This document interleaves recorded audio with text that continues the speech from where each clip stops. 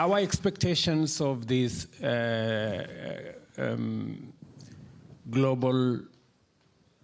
new global financing pact. What is our expectation? From the perspective from where I come from, we've had the testimonies from my dear sister Motley, from the Prime Minister of Pakistan, from the Sahel, from what is happening in Malawi, in Zambia, in Mozambique, what's happening in the Horn of Africa where I come from. We've lost millions of livestock because of drought. So climate change is real, no doubt. We're living through it every day. From where I sit, we need out of this summit, we need two outcomes. Number one, we need to agree on how do we get emergency liquidity, number one. How do we deal with debt that is saddling many developing countries? And how do we get additional money in the context of what Motley said in the morning, urgency and scale? Those two things we need just to answer. In my very respectful submission, I believe we should not leave this conference until we agree on what we are going to do to get many countries in the global south to at least be in a position to have a conversation by sorting out their immediate issues. And the immediate issues is there is no space for debt anymore. We need to deal with it. We need emergency liquidity in the context of where we are today, coming from the pandemic, getting into the war in Europe and getting into the climate change situation, the many crises we have to sort out. What we need to do urgently. The proposal I make is we need to reform the multilateral development financing institutions. The international financial architecture is not sitting pretty. UN Secretary General said on this podium this morning that there are countries that are paying 8 times in interest what the rest are paying. He was actually referring to those of us in Africa and largely in the global south. We're paying 8 times. And that is why our being in debt is not by default. We were set up by the system to be in debt. If you are paying 8 times, the chances of you being saddled with debt are 8 times higher than the next person. So how do we get out of this? Our suggestion is that before we leave here, let us agree, let us have a consensus on a win-win. The multilateral development banks have shareholders. Those shareholders cannot allow them to make certain decisions. So it's okay. So how do we keep the shareholders happy? Let us tell them, we will pay our debts.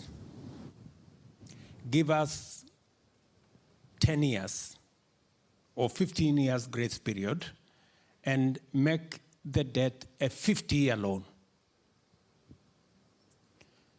And we stop paying, we start with not paying the money we are supposed to pay next year. And they give us 10 years. What will happen is immediately the resources that we were supposed to pay for debt servicing become available to us to sort out the immediate issues. I'll give you an example. In Kenya, we are paying $5 billion every year to service our debts. If we got an opportunity not to pay the $5 billion, and it is made available to us to provide water, to to provide electricity, to do development, we would have money at scale. And if it was done for 10 years, and we are given 20 years grace period, we would be sorted. And everybody will be happy. We will still pay our debt. It has just been postponed. So the shareholders have no problem. And we have immediate money to deal with our situation, so we are also not doing badly. So we can have a win-win.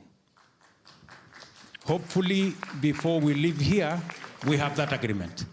I don't think it is unfair for us to ask, and I think it is a win-win. That's number one. Then we will go into the journey of reforming the multilateral development banks. We will even transform them. And I agree with Motley, it is possible for us to raise $500 billion to be able to plug into the gap that our restructuring of 10, 20 years or 50 years creates. So we can do that. It's so simple. Number two, our next expectation, so that we can have a better conversation in Nairobi, is to agree on climate financing. I know to a great extent what I have suggested as number one will go to a good extent in climate financing. But if we have to deal with the climate financing in the context of what we agreed in 2015, in the consensus we built out of the Paris Agreement, this Paris Agreement, where we get emissions down by 45% by 2030 and net zero by 2050. If we were to go there, IEA, which Kenya just became a member, tells us that we need $9.2 trillion every year for us to get to net zero by 2050. We have a gap of $3.5 trillion. How do we raise $3.5 trillion to be able to close that gap? And I'm very sympathetic to what you said. Let us have a global financing mechanism. Loss and damage will not do it. I'm sorry. It will not do it, because loss and damage is hostage to national interest. No nation is going to give money from its people to sort out a global problem. Because in a contest between national interest and global good, national interest wins in the morning. That's it. So what we did, and that is why we are not making progress ever since Paris in 2015, is because we had a global consensus on a global problem called climate change. But we tried to go and sort it out. We tried to sort it out using national institutions that are hostage to national interest, or we tried to use shareholder institutions that have shareholders who will make the decision finally. So we must get a new financial architecture around climate financing. And we are saying we want one that does not bring the baggage and the toxic conversation of North versus South. We do not want a conversation that is going to take us to developing versus developed, emitters versus non-emitters. No. The rest of us from the African continent, we've always been in the corner of problems and victimhood. We don't want to be in that corner anymore. We want to be at the table where we are all looking for solutions.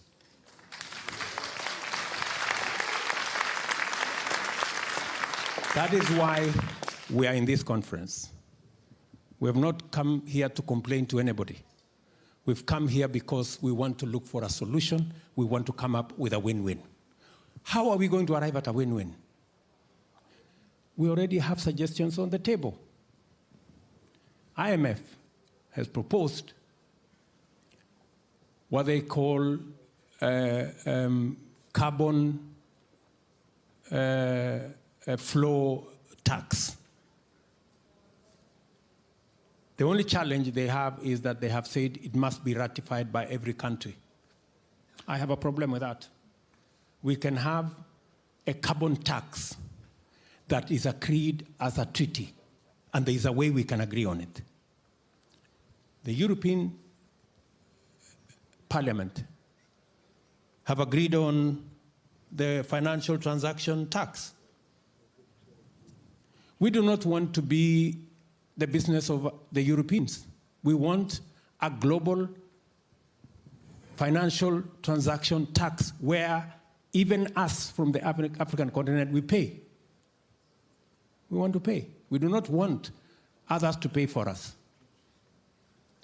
So that once we raise the money globally, once everybody pays, if it is 1%, let all of us pay 1%. So that we can sit at a table, so that there are no shareholders. When IMF and World Bank were created in Bretton Woods in 1945, Kenya did not exist. It was only 44 countries then. Today, we have 190 countries. We want to contribute so that we can sit on the table and make the decisions so that we are not paying 8% more than others.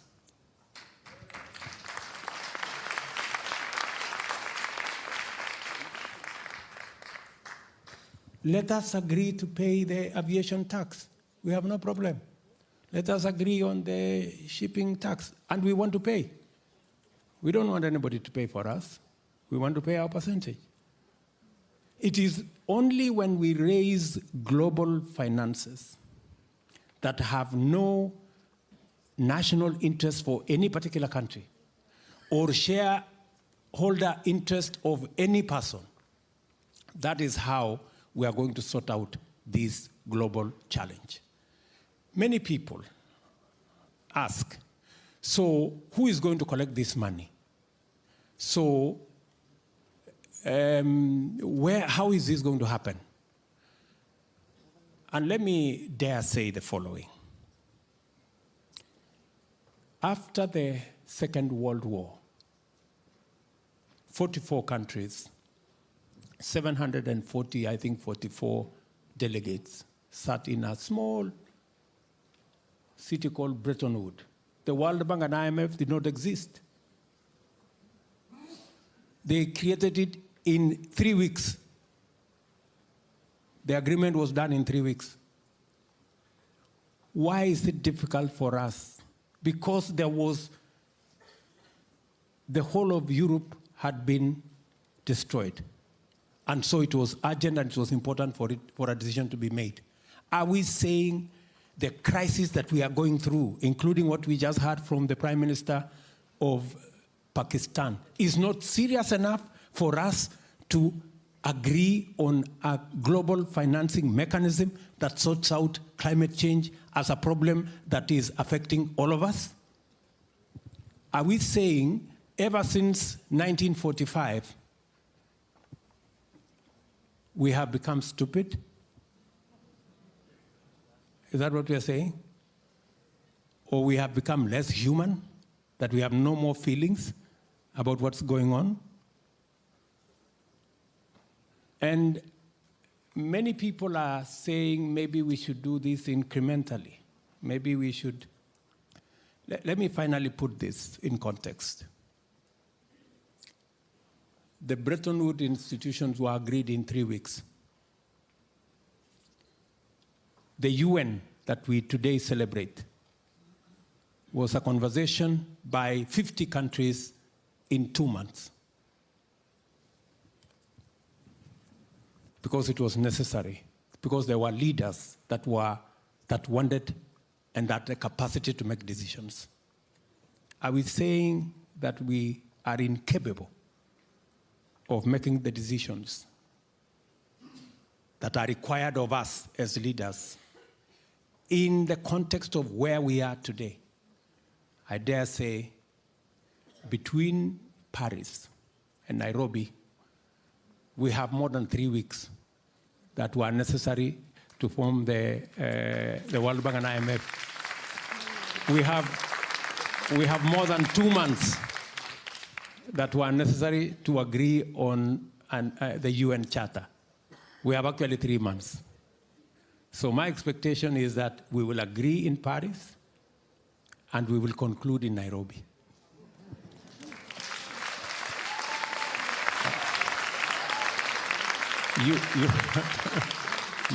You asked me about my expectation. That's my expectation, that we will put this together. And please, for heaven's sake, we want a win-win outcome. We are tired of the blame game, finger pointing, North versus South. In any case, on this subject of climate change, there is no developed, there is no developing. We are all in trouble. And let me finalize by saying the following. And that is why it is necessary and urgent for us to make the decision now, is that we are not in the right trajectory. When we agreed in Paris in 2015 to reduce emissions by 45% by 2030, what has happened? Today, Europe has done very well. You have reduced emission by 25%, by 20%. OECD countries have done well. You have reduced emissions collectively by 12%. But because the rest of the world don't have the money to do it, emissions have gone up elsewhere by 37%. So what happened to the 20% down in Europe? And what happened to the 12% down in OECD? Nothing happened, because overall, on average, the emissions went up by 17%. So we are not doing well. We are not going in the right direction. We are going backwards. So it is urgent that we all agree on how to go forward. And why specifically do we need to target taxing fossil fuel? Because it is the fuel, it is what is contributing 73% of all global gas emissions that are causing trouble in our globe. That's why we must go there. And that is the difficult conversation we must have, and we must have it in this Paris meeting and summit. Thank you very much.